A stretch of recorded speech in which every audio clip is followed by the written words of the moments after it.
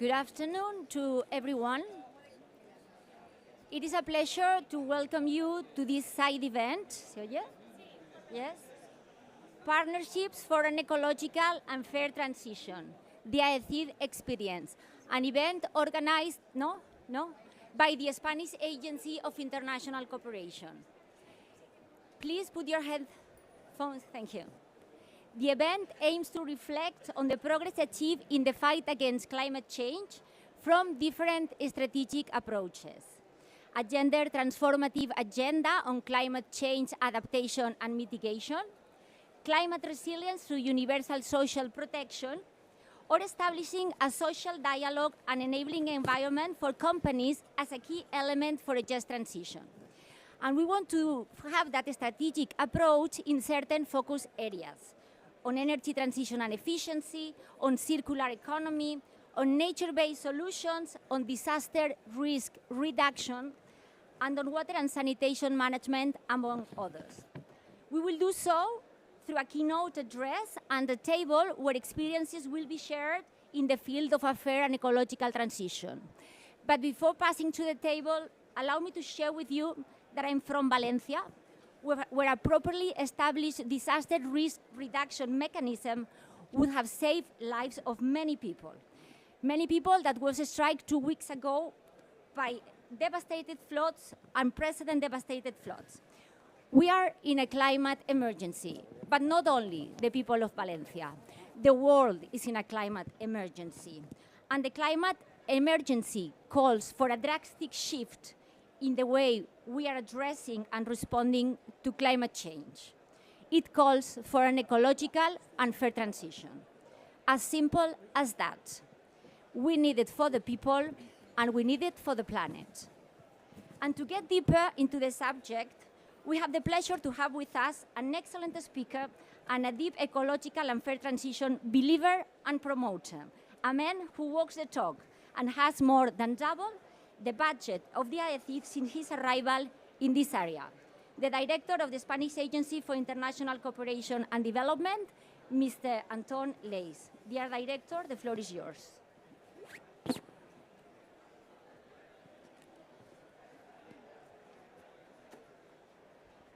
Gracias, Miriam. Well, thank you everyone for popping by the Spanish pavilion to talk about climate, to talk about a fair ecological transition, because that's the only way we will be able to deliver a transition. If it is fair, it's fair for everyone, and that's our commitment as a development agency.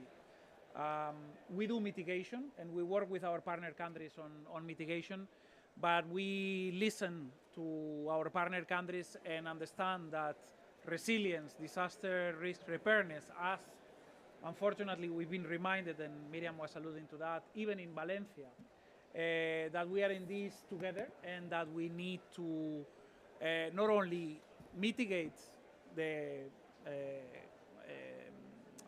global emissions and put the world on a sustainable path towards achieving net zero in accordance with NDCs. We are doing quite a bit with our partner countries, but also that we need to prepare, adapt, we need to build resilience, we need to invest in anticipatory action, because climate change is a reality, no matter what we hear on social media and disinformation all over the world. And I think Valencia is these days, unfortunately, a hotspot of disinformation about this. Climate change is real. Climate change is killing people in all countries of the world, including, unfortunately, also Spain. So we live a climate emergency. We are talking about parallel crisis, environmental crisis. It's not just the climate crisis. We are talking about a biodiversity crisis too. In COP16 in Cali, our Colombian friends, hosted by our Colombian friends, the message was also clear. We need to, it is urgent to make peace with nature. It is urgent to make peace with planet at a time where we have so many conflicts. Let's don't fight our planet too. And on the Spanish side, we are firmly committed. We are firmly committed to a just ecological transition. We just adopted a new master plan for the next 4 years on what it is that we will be doing in development cooperation. And we are going to focus on working with our partner countries, not on the basis of aid, but rather on the basis of partnership, true partnership, on deliver a triple transition: an economic transition, an ecological transition, and a social transition. And the three need to go in parallel. So that's why we are tackling the fight against climate change, both on adaptation and mitigation. We are also going to work on access to clean energy. We hear the voices in the Global South asking for taking care of the planet as well, but also give energy access to vulnerable populations, and that can be done, thankfully, through green technologies. The protection and promotion of biodiversity too, and water and sanitation from the perspective that has been the traditional of Spanish development cooperation, which is the human right to water and the human right to sanitation, which is very important for vulnerable communities around the world, but also from the perspective of handling water as the scarce resource it is, tackling things like droughts or floodings. Our commitment is clear. We adopted last year a new law that puts the green transition and the just transition front and center as a priority. The law mandates us to reach 0.7% of GNI in overseas development assistance. We are making efforts. Over the last 2 years, we doubled the budget of our agency, and we have actually, as Miriam was reminding us, almost tripled our commitments, our green commitments as part of this ODA. And only last year, we approved through our reimbursable financial instrument 165 million in finance for investment projects in the realm of the green transition. So it is still making progress. We know there is strong winds against us, geopolitical and otherwise, but we are firmly committed. The figures are speaking, and we need to do this, and I think that's the ideal of this wonderful panel, is to do this in partnership. We cannot do this alone. Governments, and we have here our Dominican Republic friends that are another government that is strongly committed to climate mitigation and adaptation. An island country, highly vulnerable. Countries cannot fight this for themselves. We also have the colleagues from ECRE, from ECOWAS, West Africa, another priority region for us that is strongly investing in clean energy access, for instance, through clean cooking, making sure that we deliver not only for planet, but also for people in terms of food security. They cannot do it alone either. We need to work together. And we need also civil society in the private sector, and that's why we have also in this panel representatives from both. And I think that's clear. So we need the budgets. We are ready to do our part. And again, Spain is growing. We sometimes feel, I have to say, like the salmon swimming upstream. But we think at times of crisis, you need to stand by your friends, and you need to invest on fixing this planetary crisis we are living in. Second, we need to invest in the planet, but also in people. People and planet go together, and that's what we need, a fair transition. We need to invest on win-win policies like the rural poor. Less than 1% of global climate finance goes to small agricultural farmers. That needs to change. We need to make sure that we channel the resources, of course, ODA, but also climate finance, to the most vulnerable as well, so we can tackle the economic, the social, and the ecological transitions in parallel. And of course, we are accompanying all these multilateral discussions. We are a big contributor to the Adaptation Fund. Our Prime Minister announced at the last COP a 20 million commitment to the Loss and Damage Fund, absolutely fundamental for our Global South partners. And also on the humanitarian side, we are a humanitarian agency as well. But frankly, we are overwhelmed, and we do not think it is right to be using very precious humanitarian aid. We have a 40 billion deficit in humanitarian aid every year to tackle the climate crisis, to tackle events that we know are easily, I wouldn't say easily, but they are preventable. They can be anticipated, and investment in anticipatory action saves not only lives, but also money at a time where budgets, ODA budgets, humanitarian budgets are constrained. Anyway, my main message here is we need partnerships, and that's actually why we need the people that are in this panel. We need the countries, and I cannot stress this enough. It seems the effectiveness agenda is gone. We need appropriation, alignment with the priorities, the climate strategies of the Dominican Republic, of this case, of our West African partners.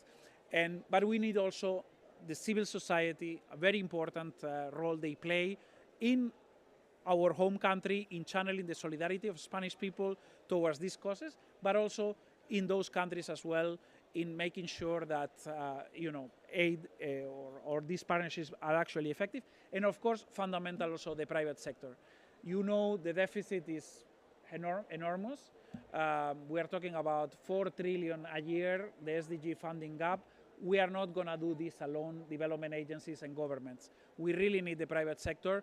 I wouldn't say to take the lead, but really to play a part, and we will also play our part in channeling those resources from financial markets. We are doing it through impact investment and other tools. Anyway, I've spoken long. I want to hear our partners, what they have to say, and the important messages that we'll convey. We'll be taking good note of it, and starting tomorrow, starting today, we'll get to work for a fair transition, for a just transition that leaves no one behind and protects our planet. Thank you very much.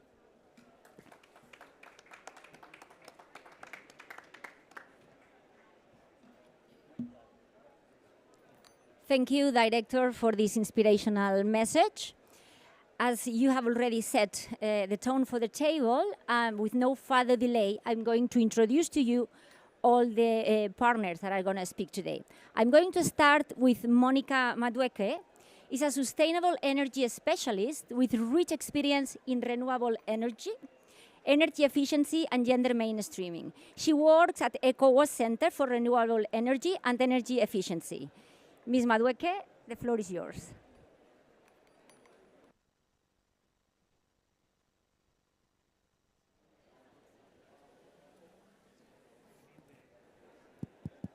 Is it working? Okay, thank you. So first, to introduce ECOWAS, it stands for the ECOWAS Economic Community of West African States. I always say that we are like the EU, but for West African countries. So ECRI is a specialized center for promoting clean energy markets and technology.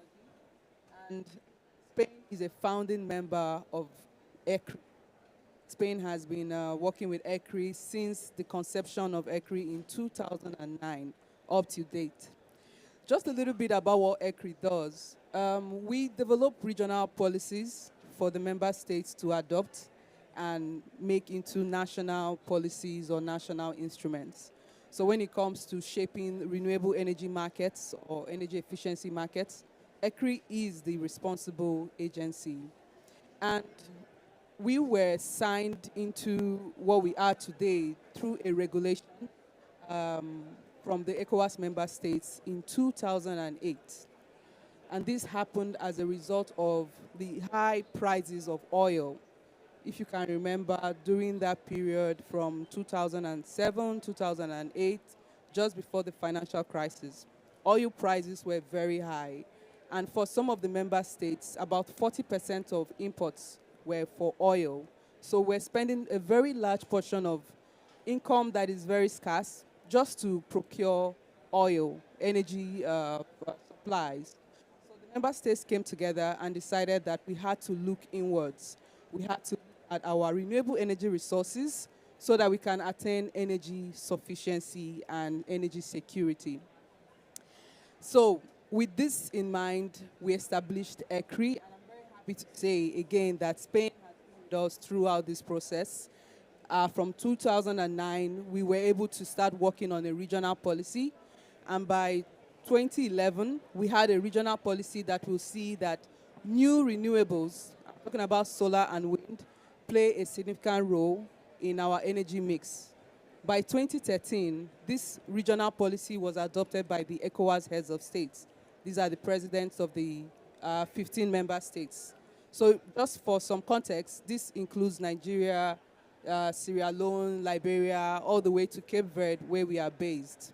And we have a population of over 400 million people.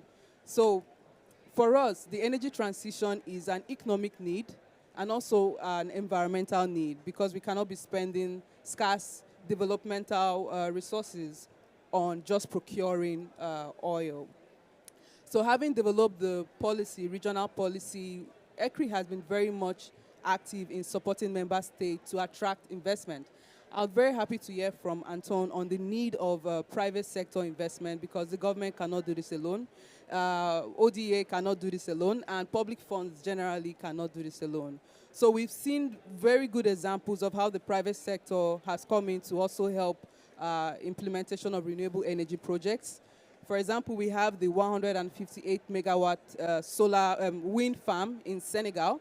In Togo, we have the 50 megawatt solar plant, and other examples of large-scale projects that are coming up as a result of, coming up with ECRI, the center, the regional policies, and member states beginning to embrace the need for more renewable energy.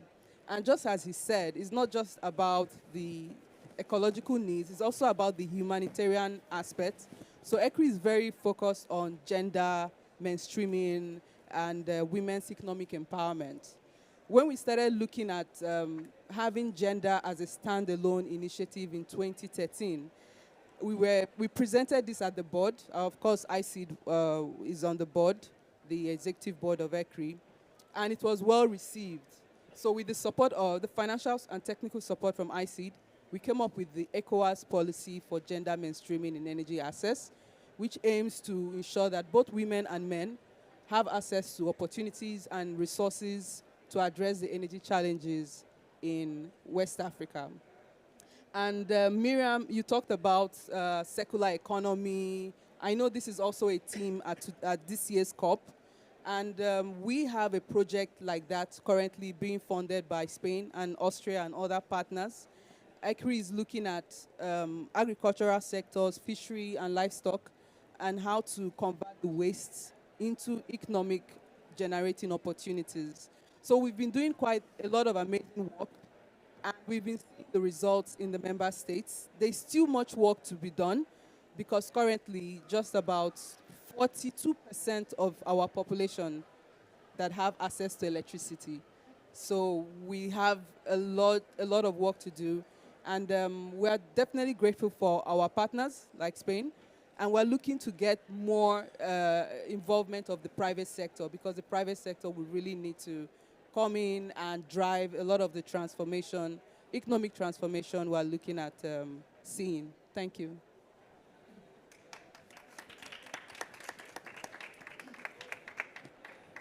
Thank you, Ms. Madueke, for the long history of collaboration among ECOWAS and the Spanish Agency of International Cooperation, and also for mentioning the feminist approach in what we do, which is at the core, it's at the DNA of the Spanish cooperation. And now I would like to introduce to you to Mr. Max Puig.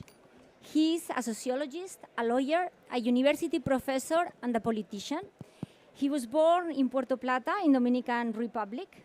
He's been Secretary of State and National Authorizing Officer for the European Development Funds for the period of the 96 to 2000.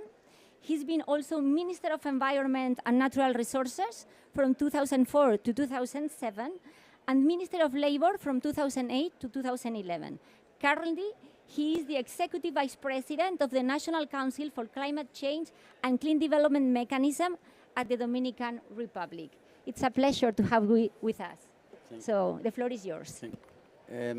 Thank you very much. I will speak in Spanish. En primer lugar, quisiera señalar algunos aspectos sobre la gobernanza climática en República Dominicana. Cada país ha decidido cómo organizar su acción climática.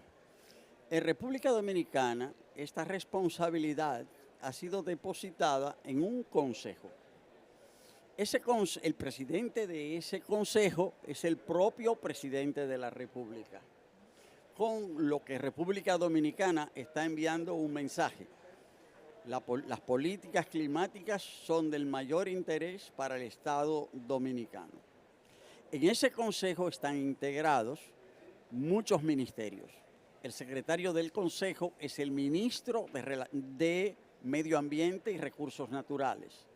Pero también están en el Consejo el ministro de Relaciones Exteriores, el ministro de Economía, el ministro de Hacienda, el gobernador del Banco Central, el ministro de Turismo, el de Agricultura, el de Industria, el de Energía y Minas y otros. Lo que quiere decir que para el gobierno dominicano las políticas climáticas no son una política sectorial particular. Lo climático toca todos los aspectos de la vida. Lo climático es ambiental, cierto, pero no es solo ambiental, porque el cambio climático ha sido provocado por la acción humana, fundamentalmente por la acción productiva. Entonces el cambio climático también es economía. Pero además, el cambio climático afecta a todos los aspectos de la vida. Quiere decir que el cambio climático también es salud, también es educación, en fin. De ahí la importancia de haber establecido un consejo. Mi función es la de vicepresidente ejecutivo de ese consejo. Por consiguiente, mi papel es el de establecer la articulación, la coordinación, tanto hacia adentro del gobierno dominicano y la sociedad dominicana, como hacia afuera de la República Dominicana. Y en esa labor de coordinación y de articulación, que es doble, hacia el país y hacia el mundo, eso implica una interacción permanente con prácticamente todos los sectores. El propósito de esto es hacer que las políticas climáticas sean transversales, toquen realmente todos los aspectos de la sociedad. Por consiguiente, pero como el instrumento fundamental de las políticas climáticas en todos los países del mundo son las contribuciones nacionalmente determinadas, hay que tratar de que éstas realmente abarquen, recojan las necesidades y el sentir de los diferentes sectores y éstas se traduzcan en políticas públicas climáticas. Por consiguiente, esto es un esfuerzo de planificación. Las NDC son un esfuerzo de planificación. Por consiguiente, todo el proceso de planificación nacional tiene que estar permeado por las políticas climáticas. Y acá yo quisiera entonces resaltar el papel que ha jugado España a través de la Agencia Española de Cooperación Internacional para el Desarrollo en el fortalecimiento de esa capacidad de la República Dominicana para desarrollar sus políticas climáticas. Porque si bien es cierto que a nivel universal, a nivel global, las políticas climáticas tienen dos grandes líneas de acción, que son la mitigación y la adaptación. Bueno, como país insular en vías de desarrollo, bueno, nosotros cumplimos con el requisito de la mitigación, pero como no somos grandes emisores, el esfuerzo fundamental para nosotros debe ser el esfuerzo de la adaptación. Ahora, no basta, mejor dicho, no es que no basta, no se puede trabajar con seriedad la acción de la mitigación ni la adaptación si no se parte del desarrollo de sistemas robustos de transparencia climática. Y ese es uno de los grandes acuerdos, valga la redundancia, del Acuerdo de París. República Dominicana ha asumido con mucha fuerza el desarrollo de un sistema robusto de transparencia climática. Y ahí AECID y España han ido de la mano con nosotros. Yo quisiera, en ese sentido, destacar que en el periodo 2020, hasta ahora, hasta diciembre de 2023, nosotros contamos con el apoyo de España, a través de AECID, de un proyecto para la generación de capacidades en la administración pública para la construcción de resiliencia climática, para desarrollar la capacidad del Consejo Nacional para el Cambio Climático en su interacción con el conjunto de la administración pública, porque lo climático no lo va a resolver nadie en particular. Esa es una acción conjunta, articulada. Pero eso está yendo más lejos ahora, es decir, porque ahora, hace 2 semanas apenas, República Dominicana acaba de firmar un acuerdo, un proyecto, se acaba de lanzar un proyecto particular, es decir, específico, que se llama Diseño y Creación del Marco Nacional de Transparencia Climática. Y justamente esto es para desarrollar las capacidades de registro, monitoreo y evaluación de las medidas de adaptación al cambio climático en la República Dominicana.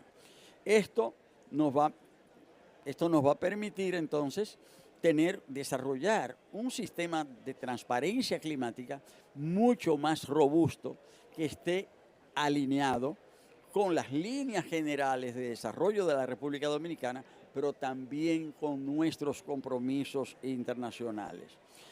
Con esto, nosotros lo que queremos decir es que queremos ir más allá, ¿verdad?, de las políticas de mitigación y las políticas de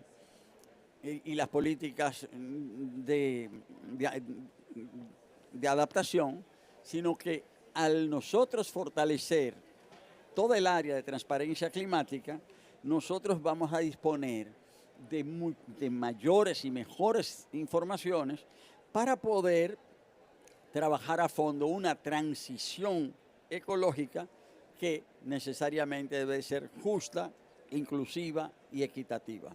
Y este esfuerzo que estamos desarrollando con apoyo de AECID y de España va en esa dirección, y es la experiencia que yo quería exponer ante ustedes. Muchas gracias. Muchas gracias, señor Puig, también por hacer el enlace tan claro en lo que se hace desde República Dominicana y desde la cooperación española. As Mr. Puig was mentioning, environment is not only a cross-cutting sector, it's an area, it's not only a sector per se, it's a cross-cutting area that impacts in all the rest of the areas that we are working. And now I want to give the floor to Ms. Dorothy Hope. She has years of experience in strategic leadership in gender, justice, mining and extractives, climate justice, child's rights and social justice. She has worked as a coordinator of the African Feminist Forum in Zimbabwe and has experience in managing different consortia. Ms. Hope is the Gender and Climate Justice Knowledge Coordinator at Oxfam International. The floor is yours. Thank you very much. I think Oxfam International is a very big organization, and our focus is centered around many initiatives, but in particular I'll speak to the work that we are doing around climate justice. And you know, the conversation has been centered around the triple transition and how that relates to us. Within Oxfam, we've developed many policy documents that speak to different elements that speak to climate justice. So within the triple transition, we look at it from a social, economic, and ecological perspective, and we've used the donut economy analogy, where we are saying that the economy intersects directly with the social. And what that means is that we are saying that women and girls, vulnerable communities at times, need to have the voice and agency to be able to speak out to climate-related and climate-induced disasters. They also need to participate in platforms where decisions are being made. And we also say that they need a voice and agency to be available in certain platforms where they speak to their lived realities and how it intersects with the environment. Recently, we've established a decolonial feminist approach, which looks at specifically how the environment intersects with society. And from this perspective, what we are saying within the within the ecofeminist approach is that the planet, the earth, the disasters that are being experienced how they affect women and girls in being able to participate in different platforms. And what we would want to encourage all within the strategy document that the Spanish Corporate Development Organization has been leading speaks so much more to gender, social justices, and it also speaks to how intersectionality is very important. So when you look at the interconnectedness of economies, societies, and the environment, we look at how it is crucial to adhere to international instrumental standards such as the SDGs, number 12 and number 13 in particular.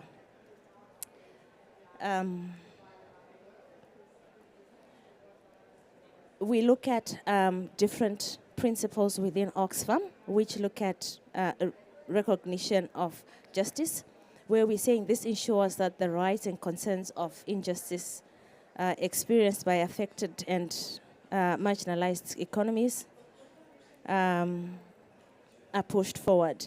The recognition is based on that. This is largely informed by the rights-based approach in the sense of ensuring that everyone is treated and recognized on the basis of the impacts that are visited upon them. And it also takes on board the doctrine of substantial inequality. Needless to say, it is required of the just transition to inculcate the concept of inclusivity and onset inclusivity, and is inculcated in its programs and project design. We also say that from the feminist perspective and the feminist approach, we would like to promote democracy, foster full participation of citizens, safeguard the human rights of all people, specifically those who suffer from more severe discrimination and vulnerabilities. We also have the prejudicial approach, which requires that affected people have a meaningful say in the design and implementation of transitional policies and projects, including the right to free and prior informed consent. Another approach that we have is the distributional justice and social transition, where we are saying that fair distribution of responsibilities, costs, and benefits of climate energy actions across different economies and social groups, and protects the rights of life, the right to land, decent work, and health and clean environment. The social transition also looks at how we are coordinated around initiatives that prioritize the well-being of populations by ensuring that gender equality and human rights, including civil society and political rights, are at the center of the work that we do. And within this, we also ensure that the care approach is also included in how women and girls are affected by their inability to be productive in economical related initiatives. And so within the decolonial feminist approach, what we are also saying is that what we would want to see is women being able to spearhead climate and just conversations, speak to their realities. And we've done a number of campaigns that speak to the just energy transition. We've also done a lot of campaigns on loss and damage. We've also done influencing around rich polluters must pay, and how that intersects with women and girls and their ability to be able to, address disaster-induced. So we would also want to see the work that the Spanish Corporation is spearheading, speaking to how feminist principles can be adopted, such as the ecofeminist approach, and how that relates to women and girls. Thank you.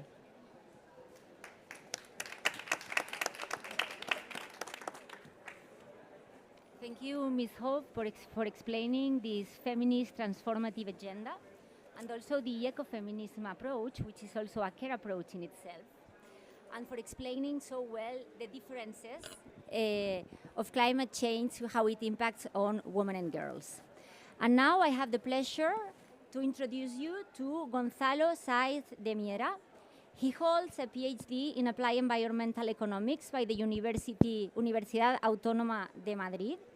He is the Director of Climate Change and Alliances at Iberdrola. He's the chairman at the chairman's office, and he's also the president of the Spanish Green Growth Group, the vice president of the Corporate Leaders Groups, the president of the Spanish Platform for Clean Air, the vice president of the Spanish Association of Energy Economics, the director of the Masters on the Spanish Energy Sector at Ener Club, and founder of the initiative Dialogues on Energy and Sustainability. I don't know how he does it. Okay. Gonzalo, So the good floor morning is to everyone. It's a real pleasure to be here with you, and sorry I was a bit late. The last thing you mentioned is important. I think it's interesting. I'm the chairman of the Spanish Green Growth Group, and it's a group of around 60 firms, big firms, medium and small, that, I mean, covering the different sectors, energy sector, construction, food and beverage, defending the green agenda. And we represent more than 60% of the Spanish stock market. And we try to lobby government and to work with others in this agenda. So today I want to share with you 3 messages. The first one is that we are suffering several crises at the same time: climate crisis, energy crisis, biodiversity crisis, economic crisis, and all of them have the same origin. It's an energy model based on fossil fuels. And all of them have the same solution: to move from fossil fuels to renewables.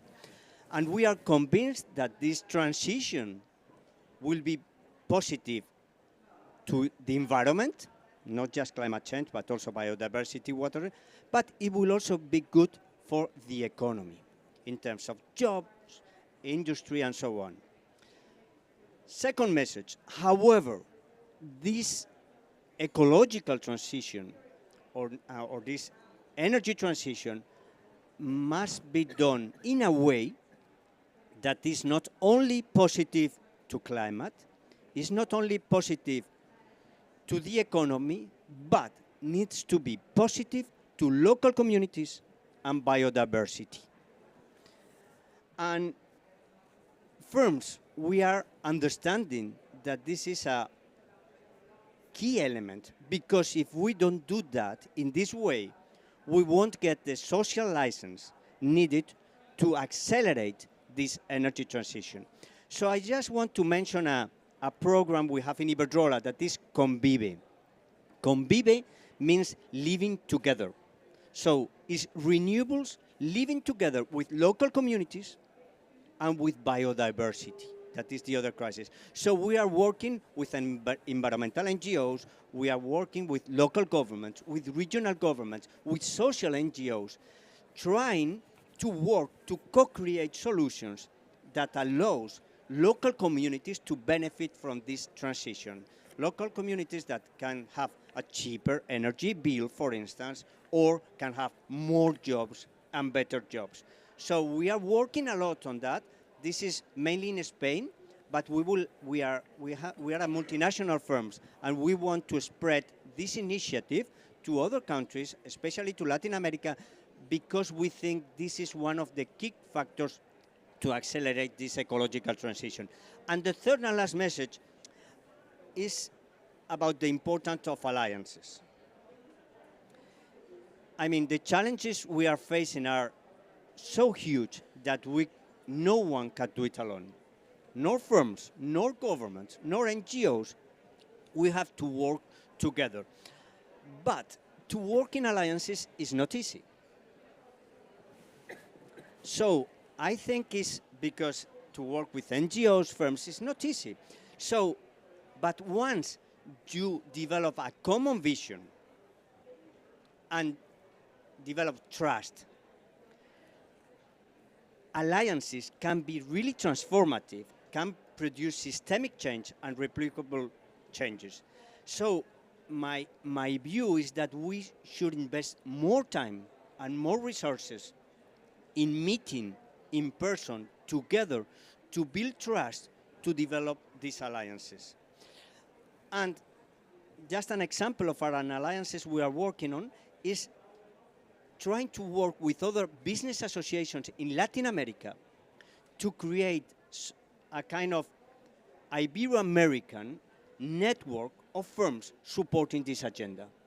Sharing experiences, of course, but this is very important, lobbying, working with others, with NGOs, but lobbying governments or working with local government and national governments so that these governments define policies to accelerate this transition. Because we have the technologies, firms, we are ready to invest. What we need are policies, and alliances. Final message, we are at a difficult COP because we are not moving at a necessary speed and because of the geopolitical situation. But I think in these difficult times, all of us that need, that support an acceleration of this transition, we should work together and with more urgency to accelerate this transition. Thank you.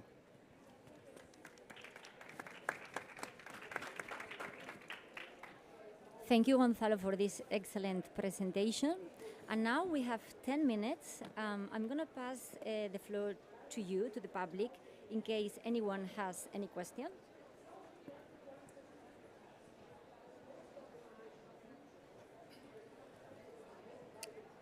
Good morning.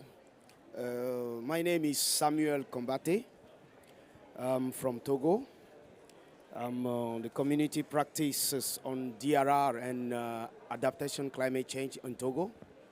And the director of Diverso NGO working on circular economy and renewable energy. My question is to Madame Monica Mabweke. Right now, well, the panelists were talking, they say that you have to invest in planets and in people. Excuse me for my English, I'm French speaking. It's okay. So my question is there not in ECOWAS any strategy that has been planned to develop the circular energy, circular economy? Because we realize that all the action are concentrated on the plastic. Yes, all the action, they are concentrated on plastic. But there are many other circular economy action that are being done in some countries, like in Togo. We recycle papers because we know that 70 trees at least are destroyed to produce 1 ton of paper. For when we see the 400 million people in West Africa, we see that when we are consuming, paper, the quantity of forest that we are destroying.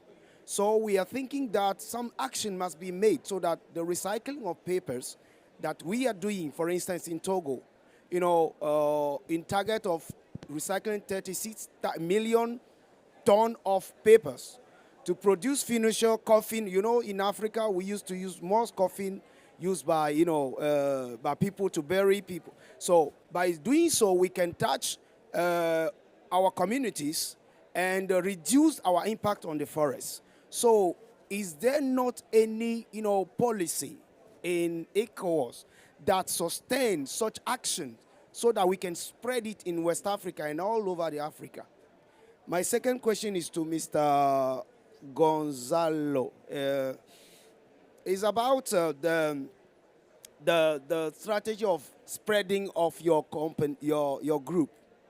Right now, you have said that you are projecting to extend it in South America. Yes.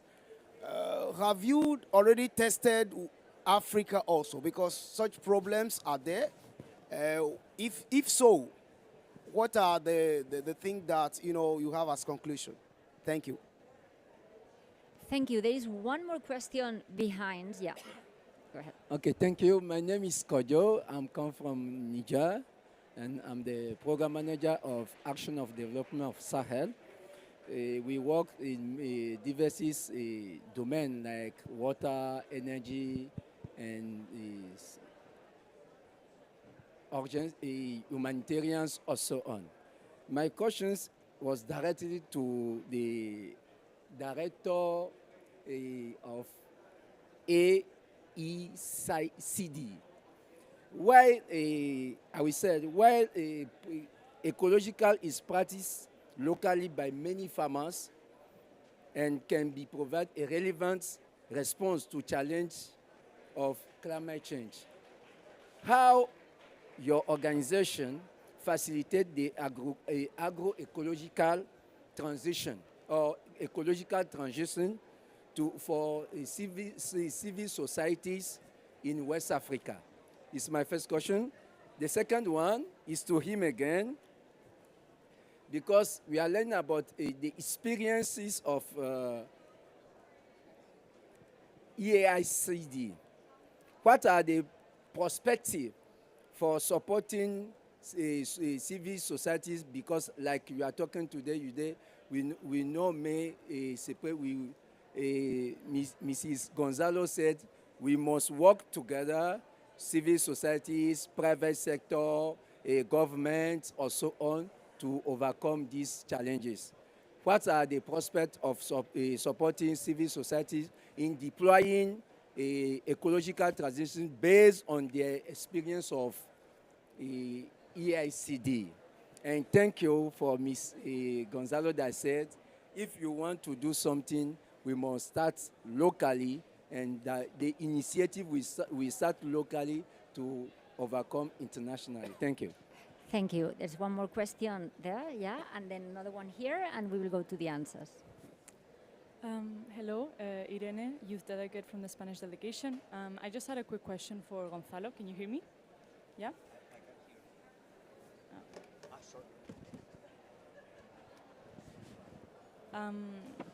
You spoke about the importance of renewable energies and having cooperation with firms for that, and you talked about the importance of biodiversity.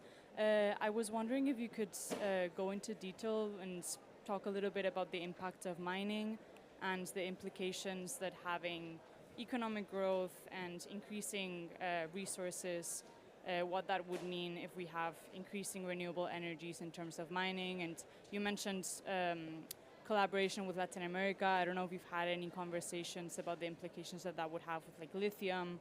Yeah, anything on that. Thank you. Thank you, Irene. We have one more question here, and then we'll go to the answers. Thank you. Thank you very much. My name is Akinyemi Akinyiwa. I'm a green growth specialist advising governments, subnational governments in Nigeria on how to develop green growth initiatives. And my question goes to Gonzalo because I'm currently working on, we have a green growth, an innovation park we're developing, which is expected to attract firms from all over the world. Is on innovation.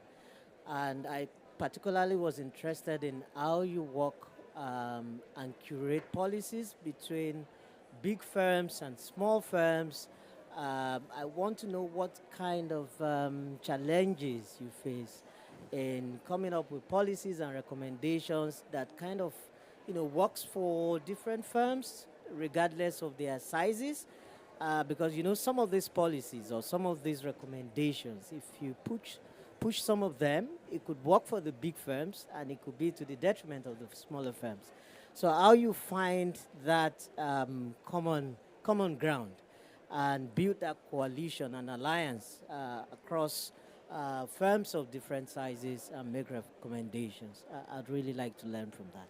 Thank you. Thank you very much. Now I'm going to pass the floor first to Monica, second to Gonzalo, and lastly to Anton, that will also deliver a closing remark. All right, thank you very much for that question. It's a very good question. So just to say that we don't have a regional policy on circular economy at the moment. However, we have the renewable energy policy for ECOWAS, and we have the bioenergy policy for ECOWAS. And both of them mention resource efficiency as a principle. So for decades, we've been promoting waste-to-energy solutions, which can be considered a circular economy project, taking waste and transforming it to energy and generating business revenues. But I should say that waste-to-energy projects don't take off as easily as maybe solar projects or other kind of renewable energy projects. We need to do a lot of feasibility studies, and there are a few financiers that are interested in financing feasibility studies, especially for waste-to-energy. There is a lot of gap in terms of recycling. You see how you have to sort the different waste, depending on biological waste or plastic waste. It requires a lot of resources, financial resources. But the awareness is there on the need to do more for circular economy. And as I mentioned, ICID is funding a circular economy project looking at the agricultural sector specifically, where we are working also in cook stoves. So basically what we're doing is looking at agricultural waste and seeing how that can be turned into briquettes for clean cooking solutions. So we still need a lot of work. We're doing some study on the value chains to see what can be optimized, what is realistic, what will make money, and what will drive the market. So I see in the future having more studies done on the different value chains for circular economy. I see in the future perhaps countries taking a policy position on circular economy because it's necessary. And I know that at this COP, there will be a launching of a circular economy reuse initiative. So there is a lot of interest in that sector. So perhaps in the next few years, ECOWAS will have a policy on circular economy. Thank you. Yes, I try to answer 3 questions. The first is true. We are developing this new initiative in Latin America. We are starting because of the cultural proximity and language, and it's easier. But if you have contacts in Africa where we can, develop some kind of conversations to explore possibilities of collaboration, I think it will be great. Okay. Second question regarding the big and SMEs is a key question as well, because in our group we have a specific group for SMEs. So we have big firms and SMEs. And SMEs, we have general positions regarding green policies and fiscal policies general, but we have specific questions regarding SMEs. You know that the problematic is completely different. So you have to do it, you have to tackle this question. And also the difference between sectors, because the problems of different sectors in decarbonizing, for instance, are really different. So you have also to tackle different sectors. And to the last question regarding biodiversity. With renewables and biodiversity, there are 2 questions. Local impacts on biodiversity, and we are working a lot on siting, and how to manage these renewable facilities in a way that not only can be negative, but also even positive in terms of biodiversity. And regarding materials, is an issue. It's an issue because it implies consumption of materials. However, the consumption is less times smaller than in the case of fossil fuels. But this is a relevant issue in our sector, and we are working with NGOs. We are working a lot on circularity. We are working a lot on energy, on efficiency in terms of materials, and to develop this question in a sustainable way. But definitely it's a question. Thank you. Okay. I think I need to address a couple of questions that were addressed directly to me, and then I will give a quick summary of what we all learned today. Civil society, absolutely fundamental. Governments alone cannot do things. The private sector alone cannot do things. We need to bring people along, and we see this. There are many enemies. There are many people raising obstacles to the ecological transition. We need to bring people with us. That's certainly in our countries, in the global north, but also in your countries too. And it is fundamental that we have this porosity, like in civil society, that we go local, as some of you have mentioned, that these projects are actually owned and the benefits reaped by the communities the projects are meant to serve. This is absolutely fundamental, and this is very difficult to be done without the active involvement of civil society.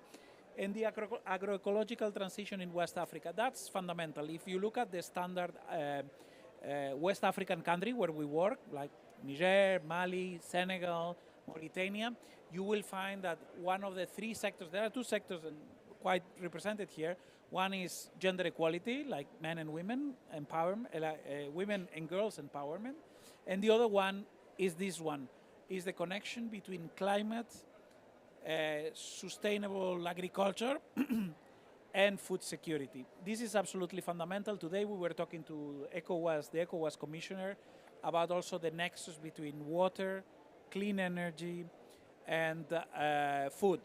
So how to use off-grid solar energy to pump water to actually produce sustainably agricultural produce that can actually be used in school canteens, for instance, which is an excellent instrument to deliver even humanitarian aid using local produce, benefiting the incomes of farmers in the regions, and actually achieving poverty alleviation. So those two things are crucial. So let me finish, because I think we are going a bit over time. I really enjoy the conversation. I really thank the partners in this panel, because I think they really capture what this daunting task that we have ahead of us is about. It's about building those alliances and those partnerships. Monica was reminding us that we need to see the big picture. It's about the economic needs, not just the environmental needs, you know. And as a development agency, we have that at the core. We need to protect the planet, but there are many people that go hungry every night in many places of the world. We need to make sure that countries, partner countries, are not forced to choose between feeding people and protecting the planet. Both things can be done. There are trade-offs, and there are displacement costs, of course. And this is a costly transition, but the investment needs to be made, and we need to keep that bigger picture. Max was telling us also about the governance, you know, how important it is to have those public policies and the capacities, and was giving the example of the Dominican Republic, where, you know, the president himself is like presiding over. This is a whole of government and a whole of society effort, and it's great that governments are taking leadership at the highest level. And this is also about public policies. I mentioned the funding, and with Gonzalo we agree we really need the private sector, private investors, financial markets funding this. But we need to have governments in the driving seat deciding what the energy mix is, what the transition is, the sort of sectors and opportunities that are out there. And Dorothy was like, you know, explaining a cause that is very dear to us, which is feminism and the role of women, how women are actually, you know, some of the most affected by the adverse consequences of climate change, but how they can be agents of change, actually. If we think of rural women are feeding the world. They need to be empowered, so they bring like higher incomes, and they are also agents for more sustainable agricultural practice and more sustainable economic practices. And Gonzalo was mentioning the example. I mean, I'm often encouraged when you see governments faltering and, you know, some of them backtracking on their commitments.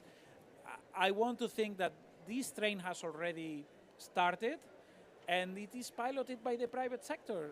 And there are some good examples, like in big companies, smaller companies in Spain, that are not shying away from working with development agencies, with civil society, and as he was saying, they're actually lobbying their governments for a greener future. And I think that's really encouraging. And when we look at governments that are, you know, seeing whether, yeah, no, we need to slow down, that pressure actually comes from the private sector itself. So this is actually very inspiring, and I also, you know, welcome initiatives also to work with our Latin American counterparts, and as the question from the audience was inviting, also to explore these opportunities in Africa as well, because as a development agency, we would like to see much more private investment in Africa in solutions, and we would love some of these Spanish companies creating green jobs and investing in these countries, and that's actually what I hear from governments in the region too.